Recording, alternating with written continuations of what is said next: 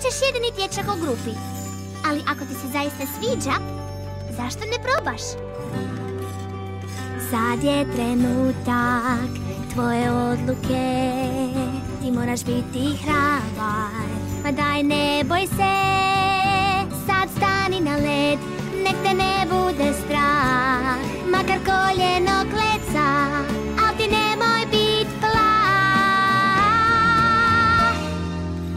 Hajde daj samo hrabro sad, baci sumnje sve. Hrabro sad, jer tako bolje je.